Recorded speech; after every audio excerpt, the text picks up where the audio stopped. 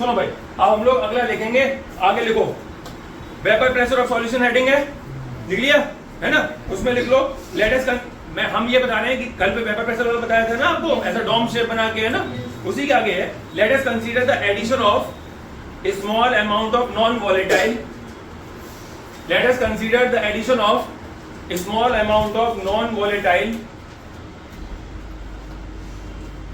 Small amount of non volatile solute to the solvent, non volatile solute to the solvent. ठीक है, मतलब मैंने पानी में शक्कर मिला दी, आपको कल समझाया था, शक्कर मिलाओगे तो वेपर प्रेशर क्या हो जाएगा, कम हो जाएगा, क्योंकि शक्कर तो उड़ेगी नहीं, उड़ेगी नहीं, और पानी उड़ेगा, लेकिन एरिया कम कवर कर रहा है, तो पानी के उड़ने का जो वैल्यू है, जैसे इतने पे से उड़ रहा था, अब उसमें से कुछ जगह से नहीं उड़ेगा तो वैल्यू घट जाएगी, वेपर प्रेशर घट जाएगा। ठीक है, non volatile solute to the solvent लिख लिया, to form solution, to form solution. ठीक, it is found that the vapor pressure of solution is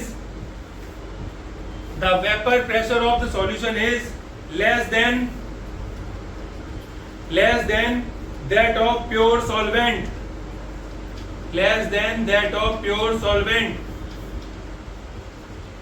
full stop। हो गया नहीं लिख पाए, प्योर सॉल्वेंट, ठीक है, प्योर सॉल्वेंट से तो कम ही होगा भाई, अगर हमने खाली पानी लिया है तो पानी इतना सरफेस है तो यहाँ से पूरा उड़ेगा, और इतनी सरफेस में कुछ चीनी है कुछ पानी है, पूरा पानी थोड़ा उड़ जाएगा, एरिया तो घटा है ना आपका। ठीक है, the lowering of vapour pressure, the lowering of vapour pressure can be explained, the lowering of vapor pressure can be explained on the basis of surface area, समझाई थी आपको, explained on the basis of surface area,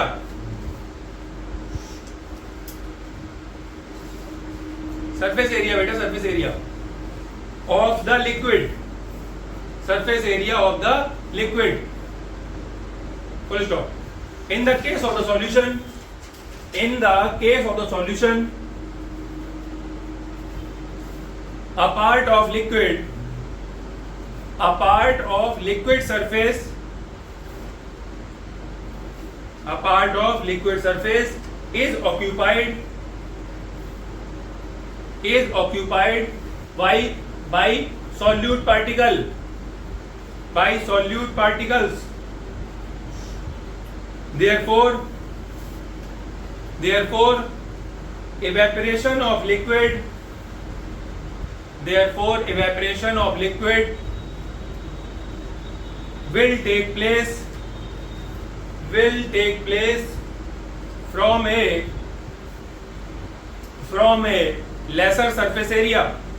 वही बात जो मैं अभी बोल रहा हूं वही बात लिखवा रहा हूं, कुछ नया नहीं किया। ठीक है, लेसर सरफेस एरिया, ठीक है, full stop. Therefore, this shall result in lowering of vapor pressure. This shall result in lowering of vapor pressure. Full stop।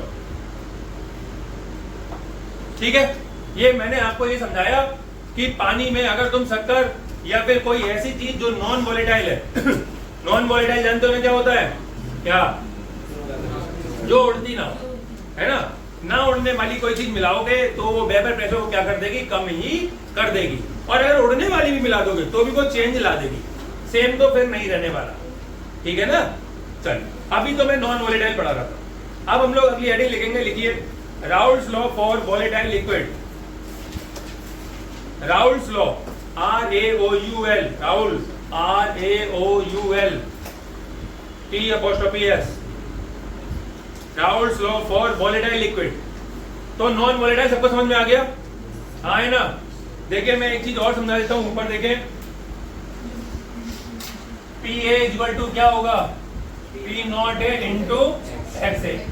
देखिए अगर मैंने कुछ नहीं मिलाया तो XA की वैल्यू कितनी आएगी, 1, सही है, क्योंकि B तो है नहीं, लेकिन जैसे ही मैं कुछ मिलाऊंगा तो XA की वैल्यू 1 से और ज्यादा कौन बोला था? अभी कम ही हो जाओगे बेटे, बता रहा कम हो जाएगी, ठीक है ना। क्योंकि बी मिला रहे हो तो अरे भाई मैंने आपको पढ़ाया है x a plus x b equal to 1। तो एक्स बी की वैल्यू बढ़ाओगे तो एक्स ए की वैल्यू 1 से छोटी होगी, और 1 से छोटी वैल्यू रखोगे तो ये वैल्यू क्या होने लगेगी? कम होने लगेगी। जैसे 500 इंटू 0.9 450, ठीक है ना। अब यहाँ पर पीबी की वैल्यू कितनी है? बताओ भाई कितनी है? बोलो आगे बोलो। हाँ, इन्होंने बताया p p naught into x b. इनके अलावा कोई और कुछ बताना चाह रहा है? ये बात 0 है। जब वो, क्योंकि भाई फॉर्मूला तो है उसका, लेकिन वो तो नॉन वॉलेटाइल है ना, नॉन वॉलेटाइल है। नॉन वॉलेटाइल है वो तो उड़ ही नहीं रहा। जब उड़ ही नहीं रहा तो प्रेशर कैसे लगाएगा? बात समझे? इसीलिए मैंने ये बात लिख दी कि आप कहीं आप कंफ्यूज ना हो जाओ। तो टोटल जो निकलेगा तो पी टोटल तो जो होता है वो होता है पी ए प्लस पीबी। लेकिन चूंकि पीबी तो उड़ नहीं रहा, मैंने तो शक्कर डाली थी, पीबी उड़ नहीं रहा, तो यहाँ पर पी टोटल जो है that is equal to the p a, और जो कि इक्वल होगा इस बात के। इसलिए नॉन वोलेटाइल में p total equal to P naught A into x से आ जाता है। अब ये मत पूछना कि कहां से आ गया, बता दी सारी कहानी। बोलो क्लियर है ना? हाँ, क्योंकि वो नॉन वॉलेटाइल है, इसकी तो वैल्यू 0 ही चलेगी, उड़ा ही नहीं तो प्रेशर किस बात, ठीक है। आप चाहो तो वहीं ऊपर कहीं नोट बना के छोटा सा इसको लिख लो अगर भूल रहे हो तो, ठीक है। ये नॉन वॉलेटाइल की कंडीशन लगी हुई है। अभी कोई डाउट है तो लिख लीजिएगा, ठीक है। ऊपर लिख लो, दाएं बाएं कहीं लिख लो, हेडिंग के ऊपर लिख लो, यहाँ लिख लो, ये जगह पड़ी है, कहीं पे भी लिख लो। अभी इसमें कोई डाउट है तो पूछ लीजिएगा। क्लियर है भाई सबको? ठीक। अभी अब तुम ये बताओ कि ये तुम्हारा फॉर्मूला कहां से आ रहा था 0 की जगह? अच्छा अच्छा,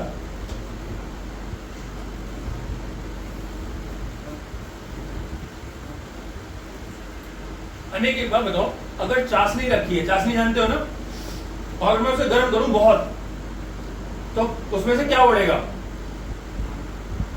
पानी तो मान लो उड़ेगा ही, तो कोई बड़े चीनी के छोटे पार्टिकल उड़ेंगे? बिल्कुल नहीं। फिर उनका क्या होगा? मैं हम तो गर्म कर रहे हैं ना, जमने नहीं देंगे। पता नहीं, कुछ तो होगा, थोड़ा बहुत हो सकता है उड़ गए, नहीं उड़ेंगे। तुम बताओ भाई, तुम्हारा क्या कहना है? कुछ भी नहीं होगा, गर्म करने कुछ होगा ही नहीं। हिंदी में बोल लिया, इंग्लिश बोल फंस गए, आगे बोल दिया फंस गए। पानी उड़ेगा। देखो भाई, मैं बार बार आपको इसलिए बोल रहा हूँ ये बात, कल को तुम नमक उड़ाने लगो, चीनी उड़ाने लगो, भाई ये नहीं उड़ेंगे यार, नॉन वोलेटाइल, जल जाएंगे, इनमें धुआं निकलने लगा, कार्बन बन जाएगा इनका। अगर चीनी पड़ी हुई है और आप गर्म करते हुए तो जल जाएगा, कार्बन बन जाएगा, ब्लैक हो जाएगा, है ना, उड़ेगा नहीं। बात क्लियर है ना? तो अभी ये क्लियर हो गया, कोई कंफ्यूजन नहीं। अब हम लोग जो हेडिंग लिख रहे हैं वो वॉलेटाइल के लिए लिख रहे हैं। किसके लिए? क्वेश्चन का है। अगला लिखो, Raoult's law for volatile liquid, heading है, इसमें लिखें एट अ गिवन टेम्परेचर। हाँ, अब वॉलेटाइल, नॉन वॉलेटाइल खत्म हो गया, सारा समझा दिया आपको, सब लिखवा दिया। Eight a given temperature the partial vapour pressure of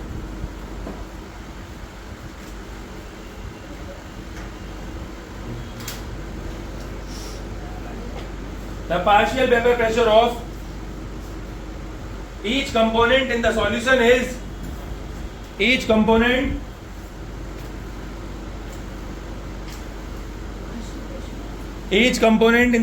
is अरे शुरू से देख लो। At a given temperature the partial vapour pressure of each component in the solution is, देखिए, equal to the vapour pressure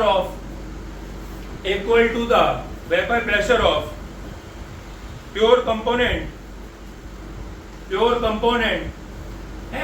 and its mole fraction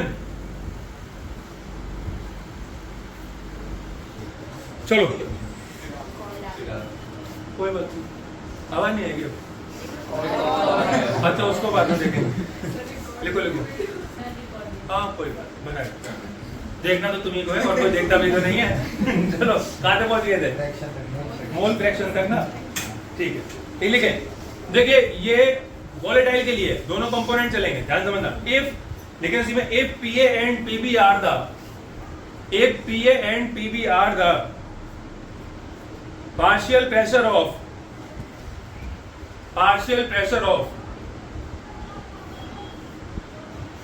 component A and B,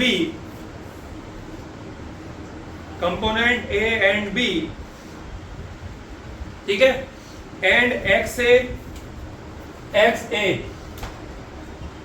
देखो इसे कुछ लोग काई भी बोलते हैं, मुझे तो XA सही लगता है भाई। XA and XB are their respective mole fraction, ठीक है, क्या है उनका मोल फ्रैक्शन है। तो देखो ऊपर क्या होगा, P ये हो जाएगा, हाँ बोलो, और PB क्या हो जाएगा, P0B इंटू XB हो जाएगा, है ना, P टोटल ये हो जाएगा,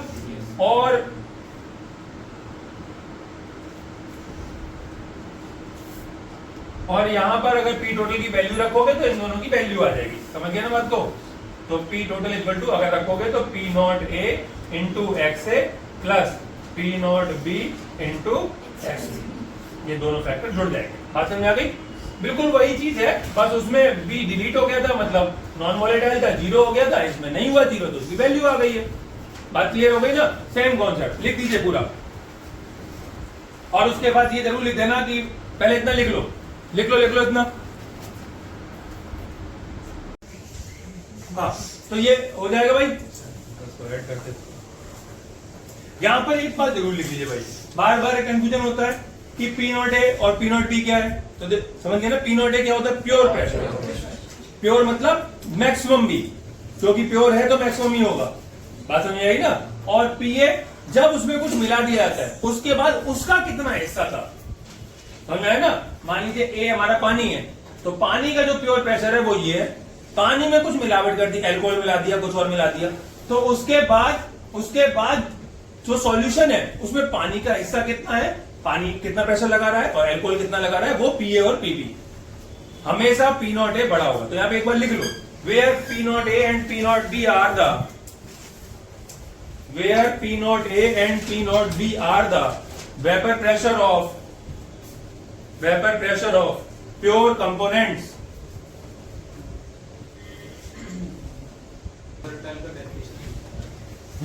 सही कह रहे हो, थोड़ी देर पहले लिखा था, अब ये वॉलेटाइल है।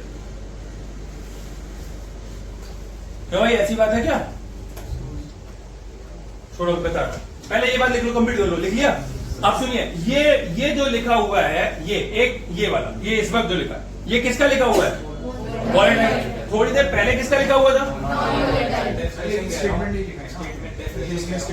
भाई, उसमें स्टेटमेंट क्या बनेगी, पीबी तो उड़ा ही नहीं ना, बात समझ में आई ना। तो उसका लिखवा दूंगा, लिख लो, चलो लिखो, ओ कोई बात नहीं, अगली हेडिंग लिखो, लिख लो, समझ गया, हेडिंग नहीं लिखी ना। हाँ।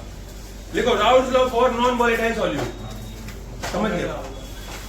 उसमें एक उड़ नहीं रहा ना, तो कुछ बना नहीं ना। Raoult's law for non volatile solute लिखो, अरे 3 लाइनें लिखनी, अभी लिख खत्म करो। Eight a given temperature vapor pressure of a solution containing non-volatile solute is directly proportional to the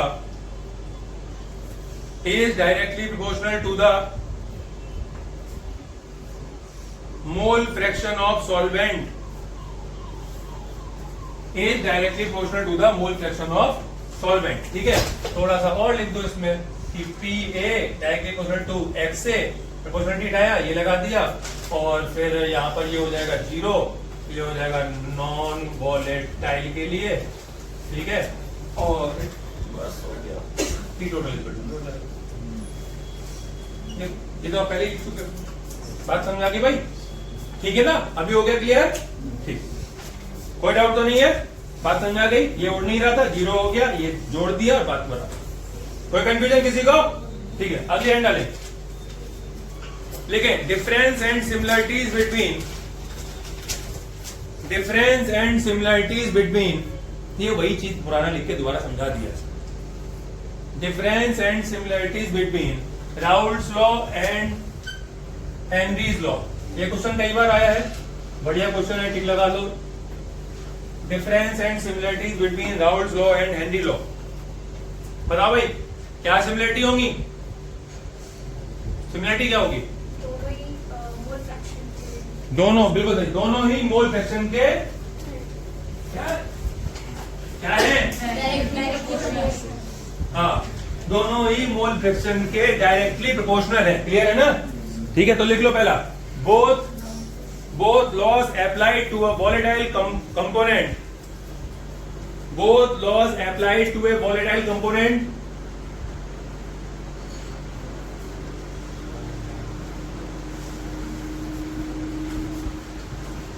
applied to a volatile component in the solution, volatile component पे लगते हैं, नॉन volatile पे कोई भी नहीं लगेगा। लगेगा क्या? नहीं लगेगा। सेकंड लिखे, both laws state that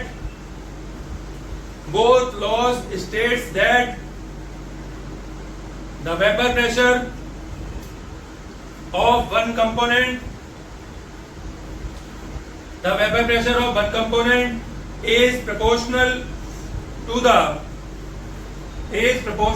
the mole fraction of that component, is proportional to the mole fraction of that component। ठीक है, थर्ड लिखिए,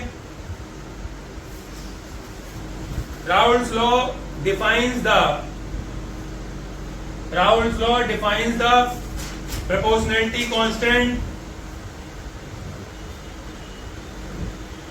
as the vapor pressure of Raoult's law defines the proportionality constant as the vapor pressure of pure component,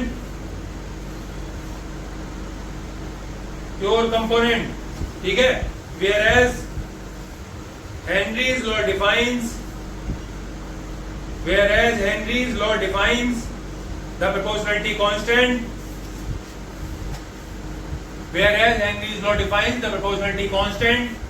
as some experimentally determined values,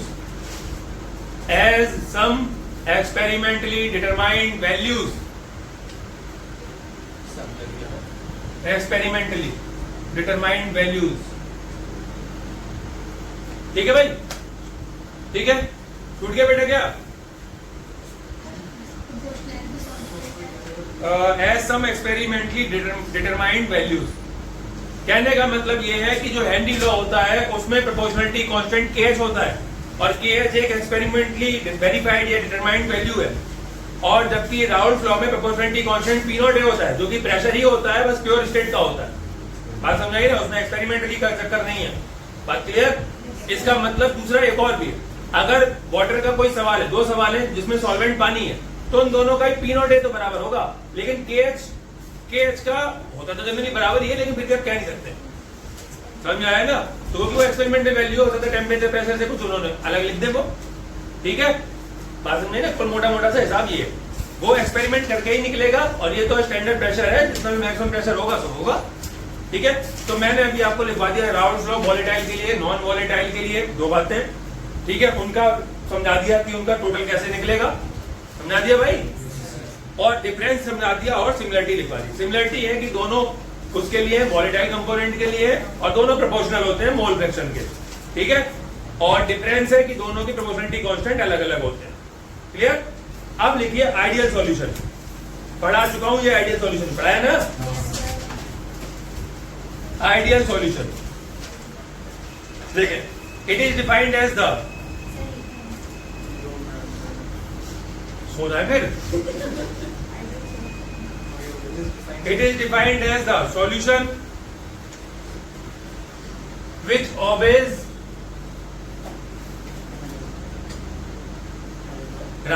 always Raoult's law, obey नहीं जानते, OBEY, अच्छा, as the बहुत पीछे है, हो रहा क्या? It is defined as the solution which obeys Raoult's law exactly over the entire range of concentration, exactly over the entire range of concentration in the solution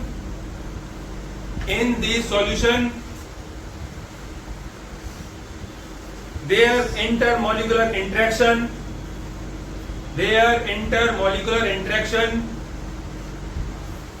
between the components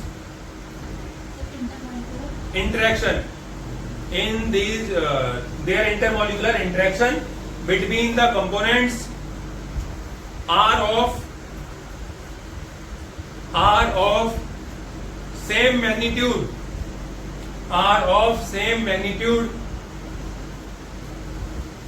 as the intermolecular interaction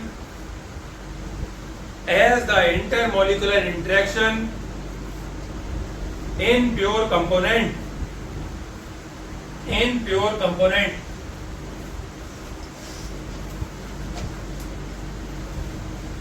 ठीक है, सरल शब्दों में बात यह है कि ए के साथ बॉन्ड बना के रखे और बी के साथ बॉन्ड बना रहा है और एक दूसरे को अट्रैक्ट नहीं कर रहे हैं, और अगर वो एक दूसरे को अट्रैक्ट भी कर रहे हैं तो उनका इंटरेक्शन उसी तरीके का है जैसा वो ए के साथ बना रहा था और बी के साथ बना रहा था।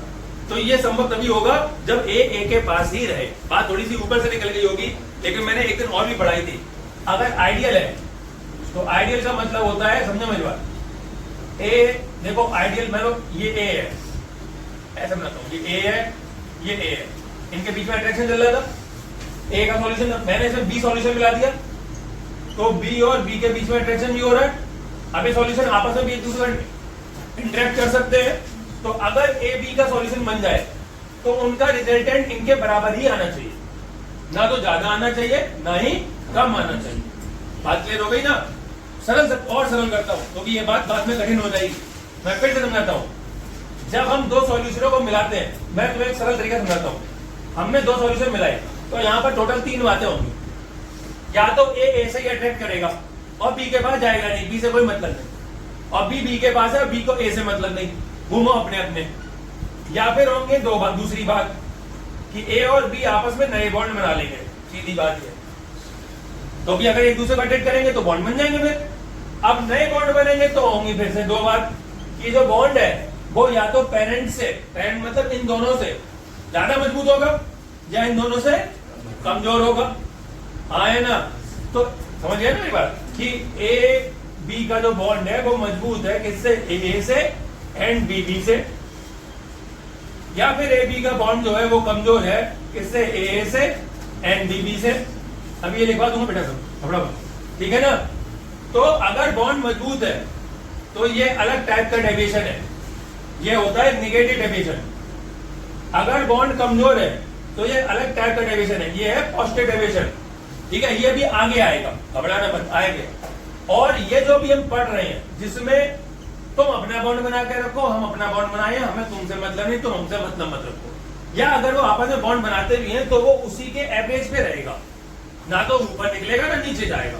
ठीक है, इसीलिए मैंने लिखा है कि intermolecular interaction between the component of the same magnitude as their intermolecular interaction in their pure component. उसी मैग्नीट्यूड का इंटरेक्शन होगा जैसा हम, मतलब ए से जैसा इंटरेक्शन कर रहा था वैसे ही ए बी से करे। तो बात तो वही हो गई ना। मान लो ए को 50 किलो जूल की ताकत से खींच रहा था, तो बी को खींचेगा तो भी 50 की ताकत से ही खींचेगा। तो ये है इंटरेक्शन सेम। तो या तो सेम इंटरेक्शन रखो या अपना ए को ही खींचो, बी को खींचो ही मत। बात समझ आ गई ना? तो जब 2 कंपोनेंट मिलेंगे, अगर इनके बीच में बॉन्ड नहीं बना तो वो वही ताकत लगाएंगे जो यहां लग रही थी या यहां लग रही थी। समझ में आई? तो 3 ही पहलू हो सकते हैं, या तो सेम ताकत लगाओ दोनों पेरेंट से, या दोनों पेरेंट से ज्यादा ताकत लगाओ, या दोनों पेरेंट से कम ताकत लगाओ। तो सेम लगाओगे तो ये हो जाएगा आइडियल, और सेम नहीं लगाओगे तो केस बनेगा नॉन आइडियल का। फिर नॉन आइडियल में जब तुमने सेम नहीं लगाई तो 2 बातें होंगी, सेम नहीं लगाई तो 2 बातें, या तो ज्यादा लगाओगे या कम लगाओगे, तो उसमें पॉजिटिव और नेगेटिव डेविएशन होता है। तो इस तरीके से हम इसको 2 हिस्सों में पढ़ते हैं, एक आइडियल सॉल्यूशन के लिए, एक नॉन आइडियल के लिए, और नॉन आइडियल में फिर 2 पार्ट पढ़ते हैं। नॉन आइडियल बेसिकली कुछ नहीं है, सीधे सीधे 2 पार्ट है। बोलो बात क्लियर हो गई कैसे पढ़ने वाले हैं? हाँ है ना? कोई कंफ्यूजन नहीं। मैं 2 दिन से यही पढ़ा रहा हूँ सिर्फ आइडियल, मैंने ग्राफ भी पढ़ा दिया, सारी बातें पढ़ा दी, बस मैं अब लिखवा रहा हूँ खाली आपको, और मैं आइडियल ही पढ़ा रहा हूँ। जैसे ही ये टॉपिक खत्म हो जाए आप आइडियल वाला पढ़ के आए, सो दैट नॉन आइडियल को पढ़ाने में आसानी रहे। ठीक है ना? कोई डाउट इसमें? पक्का क्लियर है ना? ठीक है, तो चलो फिर इसको लिख लेते हैं। फाइनली कैरेक्टरिस्टिक, कैरेक्टरिस्टिक सभी की 3-3 कैरेक्टरिस्टिक होती हैं। तो पहली लिखिए, देखिए इनका इंटरेक्शन कैसा है, सेम मैग्नीट्यूड का। इसका मतलब क्या है, P A equal to P naught A into x A, और वहां है ना, and P B equal to P naught B into X. ये इसका मतलब है, ये पहली कंडीशन है। मतलब ये जो आइडियल कंडीशन है उसको फॉलो करें। रुको रुको रुको, मैं पहले एक बात और क्लियर कर दूं। मैंने आपको कैसे पढ़ाना चालू किया, जरा इसको समझ ले, नहीं तो तुम भूल जाओगे। मैं यहां पे लिख देता हूं थोड़ा सा, ठीक है? आ रहा है, दिखाई देना, आ रहा है।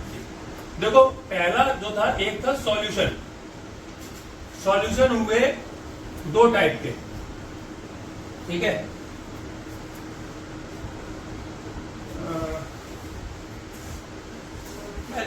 हाँ, एक तो हुआ वॉलेटाइल, एक हुआ नॉन वॉलेटाइल। ठीक है?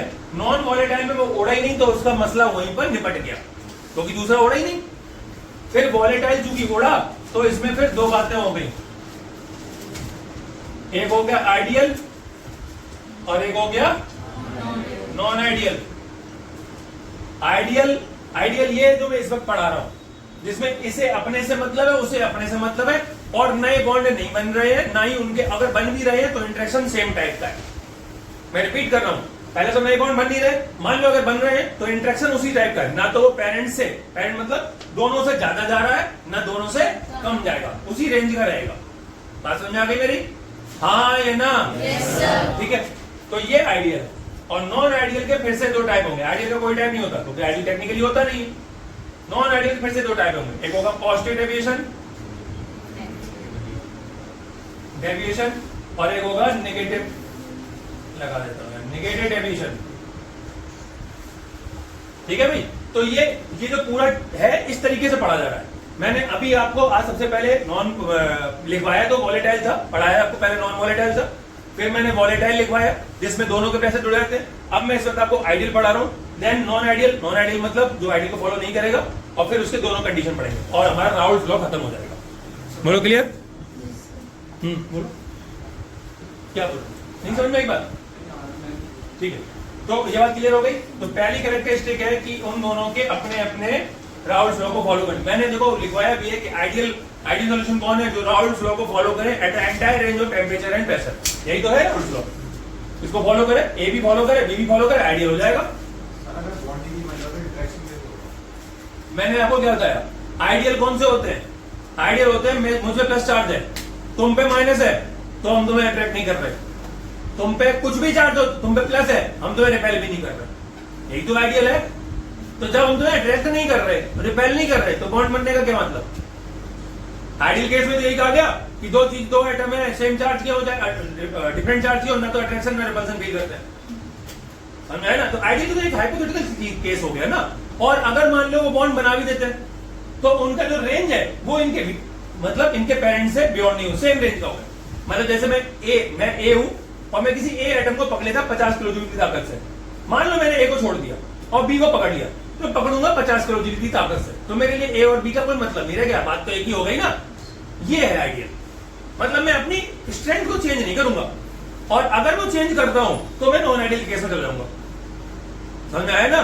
और फिर उसमें 2 बातें होंगी, स्ट्रेंथ चेंज हुई है तो या तो पेरेंट से बढ़ी होगी या पेरेंट से घटी हुई होगी, तो वहां पे 2 केस पढ़ेंगे फिर हम। बोलो क्लियर है ना? अभी किसी तरह का कंफ्यूजन नहीं होना चाहिए। मैं आखिरी बार रिपीट कर रहा हूं, नॉन वॉलेटाइल वो था जिसमें पानी में चीनी डाली थी, चीनी उड़ी नहीं थी, प्रेशर सिर्फ पानी का कैलकुलेट हुआ था। याद आ रही है? वॉलेटाइल वो था जिसमें हमने चीनी की जगह एल्कोहल डाला था, पानी भी उड़ा था, एल्कोहल भी उड़ा था, पीए की वैल्यू निकली, पीबी की वैल्यू निकली, टोटल वैल्यू पीए और पीबी का सम निकला, जो कि P0A into x plus P0B into x भी था। बोलो क्लियर? दोबारा ब्रैकेट में बाद में लिखा था। आइडियल वो है जो है तो ऐसा ही, लेकिन उसमें कंडीशन लगी है, पहली ये, दूसरी ये कि डेल्टा एच की वैल्यू जो है वो क्या हो जाएगी, जीरो। एंथैल्पी चेंज जीरो होना चाहिए, चेंज इन एंथैल्पी, एनर्जी में चेंज ही नहीं आया। अगर रिएक्शन हो भी गई, एनर्जी चेंज नहीं हुई, चलो वो भी छोड़ो, मान लो ये भी हो गया। तीसरा, delta v equal to zero. आप बोलो भाई साहब आइडिया करके दिखाओ, दो सॉल्यूशन मिलाए, वॉल्यूम में चेंज ही नहीं हुआ, होगा ये? संभव ही नहीं है। 50 ml में 50 ml मिलाया, 50 ml ही है, चेंज इन वॉल्यूम। तो delta v equal to zero का मतलब क्या है? V1 equal to V2, right? Delta v क्या होता है?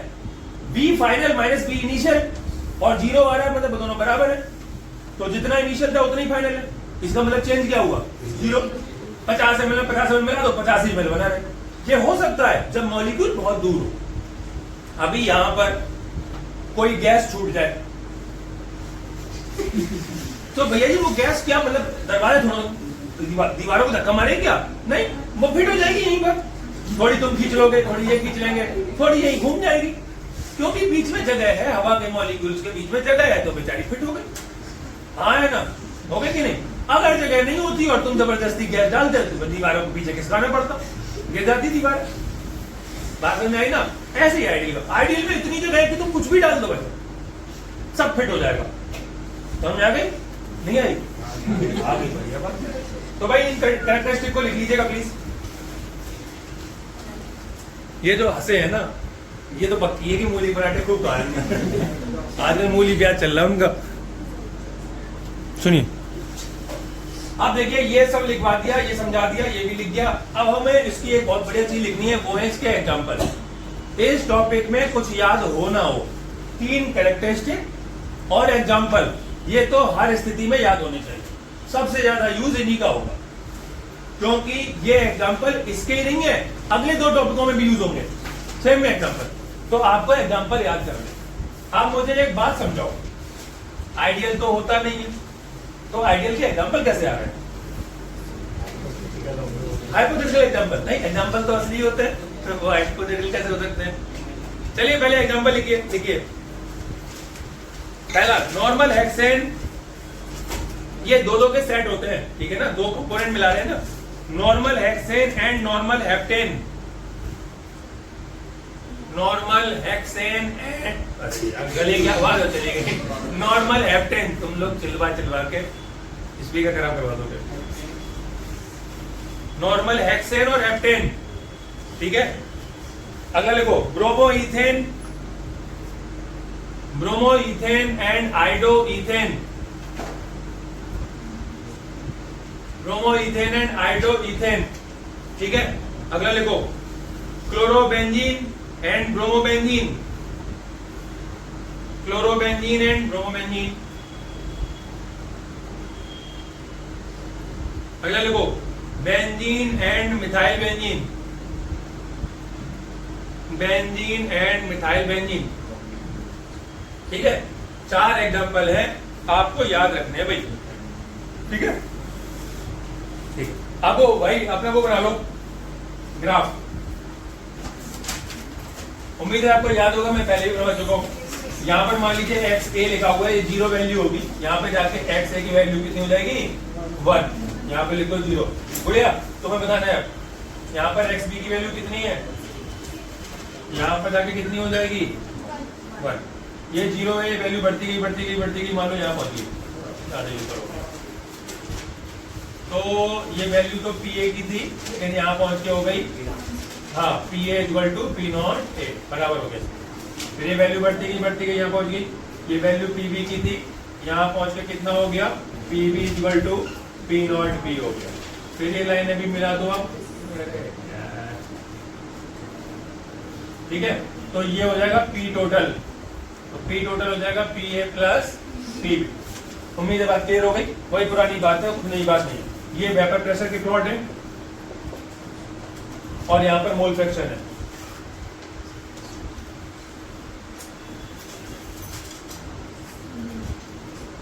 बोलो बात क्लियर हो गई?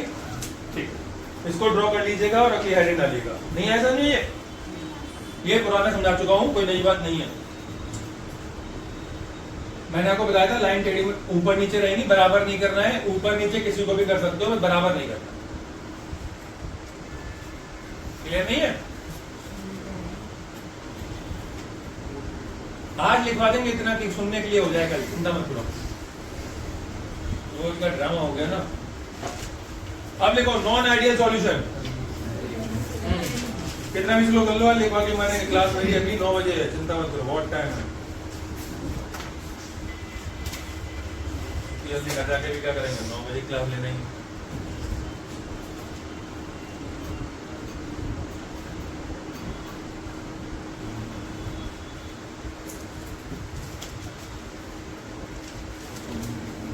हो गया? अच्छा भाई लिख लेना, हैंड डालो फिर। नॉन आइडियल सॉल्यूशन, ठीक है? जानते हो ना क्या होता है? 2 पन्ने देखो। The solution which do not obey Raoult's law, do not लगा दो, बाकी सेम ही है। The solution which do not obey Raoult's law over the entire range of concentration, over the entire range of concentration, over the entire range of concentration,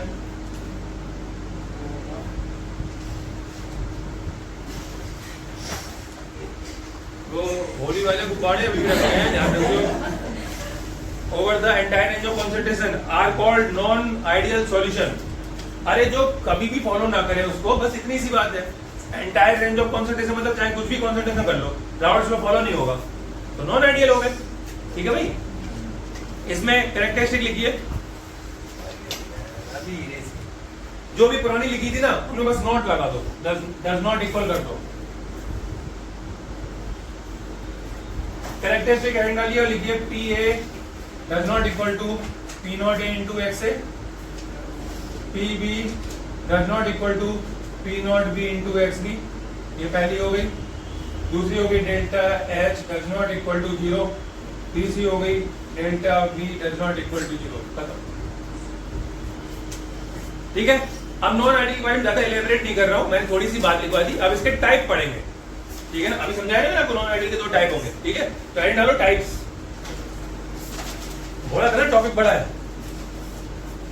बस उसके बाद सब छोटे छोटे टॉपिक है। टाइप्स हेडिंग डालिए और उसमें पहला लिखिए solution with the positive deviation.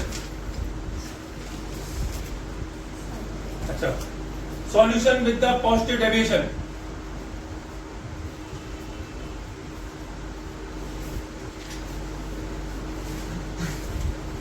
याद करने के लिए बहुत दिनों से कुछ हो नहीं पा रहा था, एक पन्ना और लिखवा दूंगा ना तो याद करने के लिए आई थिंक सही सा हो जाएगा। चलो अच्छा ठीक है, कल लिखेंगे इसको, होने लगे वो।